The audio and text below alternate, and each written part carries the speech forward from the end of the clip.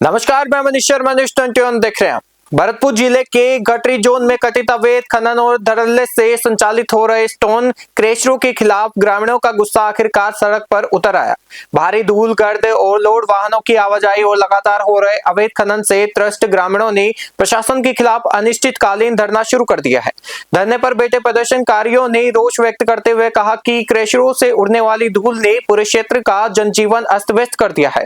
खेतों में बड़ी फसलें बर्बाद हो रही है तथा हवा में उड़ते प्रदूषण के कारण स्थानीय लोगों को स्ट्राउस सहित कई गंभीर बीमारियां अपनी चपेट में ले रही है। प्रशासन पर शिकायतों की अनदेखी का आरोप लगाते हुए ग्रामीणों ने दो टूक शब्दों में चेतावनी दी है कि या तो उन्हें न्याय दिया जाए या फिर मार दिया जाए। ग्रामीणों का गंभीर आरोप है कि प्रभावशाली खनन माफियाओं के आगे आम जनता की आवाज को दबाया जा रहा है और लंबे समय से सिर्फ कोरे आश्वासन ही मिल रहे हैं। इस आंदोलन ने एक बार फिर प्रशासनिक कार्यशैली और खनन व्यवस्था पर बड़े सवाल खड़े कर दिए हैं। अब देखना यह होगा कि क्या प्रशासन इन अवैध क्रशरों और खनन गतिविधियों पर प्रभावी लगाम कस पाता है या नहीं। फिलहाल पूरे क्षेत्र की निगाहें प्रशासनिक कदम पर टिकी हुई है। भरतपुर से रीना की ग्राउंड रिपोर्ट देख रहे हैं। आज हम आए हुए हैं यहाँ पे ग्राम पंचायत घाटरी। ये ग्राम पंचायत घाटरी पूरी ग्राम सभा इस बात की डिमांड कर रही है कि या तो हमें न्याय दे दो या मौत दे दो। छोटी बात नहीं होती है, पूरा गांव जिसमें बुजुर्ग से लेकर बच्चे तक अगर मौत मांग रहे हैं न्याय न मिलने पर, तो ये प्रशासन के मुंह पे बहुत बड़ा तमाचा है, क्योंकि उनके पास वजह है ये कहने की। और आज मैं ये दिखाने के लिए आप लोगों के साथ मौजूद हूँ कि कैसे पूरी ग्राम पंचायत इस बात पर आ जाती है कि हमें जीने का अधिकार नहीं दे सकते हो, शुद्ध हवा में सांस लेने का हक नहीं दे सकते हो, तो फिर प्रशासन हमें मौत दे दे। मैं आज आपको दिखाती हूँ उस ग्राम पंचायत की लाइव तस्वीरें, उस ग्राम पंचायत की जमीनी हकीकत और ग्राउंड रिपोर्ट कि कैसे ये ग्राम पंचायत के इतने लोगों का जीना दुश्वार हो जाता है प्रशासनिक अनियमितता के कारण और कुछ चुनिंदा लोगों की जबरदस्ती बदमाशी के कारण और उनकी हठधर्मिता के कारण।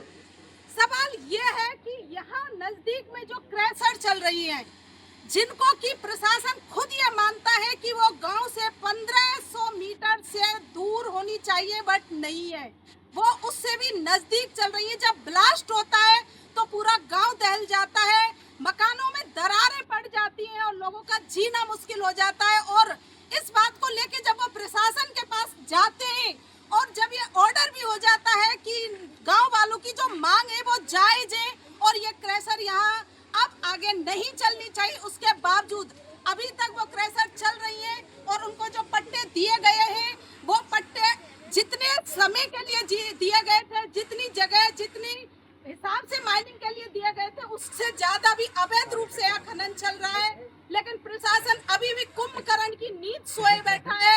आज हम ग्राउंड रिपोर्ट आपको दिखाते हैं कि वास्तव में क्या स्थिति है ग्राम पंचायत घाटरी की, कैसे लोग इस जगह पे आके ये कहने को मजबूर हो जाते हैं कि या तो हमें न्याय दो या मौत दे दो।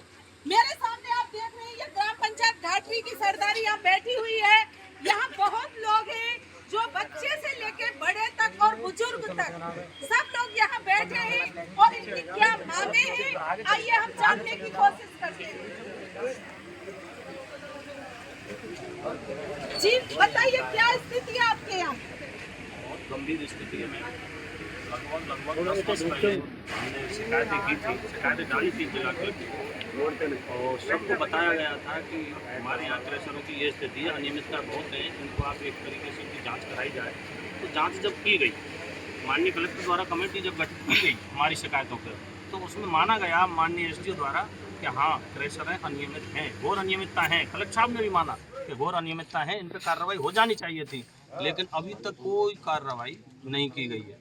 अब जहाँ तक पॉल्यूशन की बात है, तो पॉल्यूशन की तो स्थिति इतनी बेहद ख़राब है कि आप भुसावल जाने में भी लोग कोताही बरतते हैं और पूरी काबिल काश्त भूमि हमारे क्षेत्र की पूरी नाकाबिल काश्त होती जा रही है। मन चाहे तरीके से चाहे जैसे रास्ते को ऊंचा नीचा कर देते हैं, जो भी प्राकृतिक रास्ते थे उन सब का स्वरूप बदल दिया गया है। जो पानी की निकासी के रास्ते थे उनको भी रोक दिया गया है, क्योंकि हमारा क्षेत्र पहाड़ी क्षेत्र है, ढलान वाली ज़मीनें थी, तो सबको एक तरीके से इन्होंने अपने तरीके से इन्होंने मनमानी तरीके से अपने अनुरूप बना लिया है, जिससे हमारी पूरी जो काबिल काश्त खेती है उसमें हम खेती करना भी दूभर होता जा रहा है। और तीसरी स्थिति एक माइनिंग की भी स्थिति है, अनियमित अनसेफ माइनिंग करते हैं, बिल्कुल अनसेफ करते हैं। सुरक्षा का कोई कॉलम इनके पास है ही नहीं।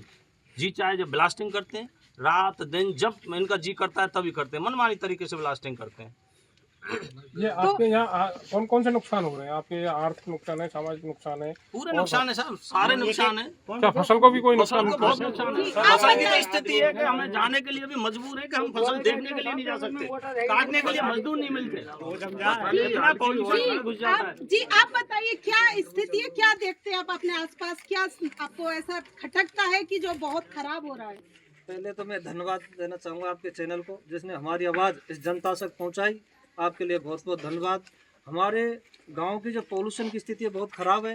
हमारे कम से कम 20 लोग सिलिकोसिस से डेथ हो चुकी है और कम से कम 15-20 लोग करीब घाटन में पड़े हैं। और यहाँ जो आज ये बुलाए गए हैं आपके चैनल के सामने बैठे हुए हैं, तो मैं तो आपसे ये और गुजारिश करूँगा कि हमारी आवाज़ सरकार तक पहुँचाएँ, जिससे हमको न्याय मिले और जिससे हमारी उचित कार्रवाई हो।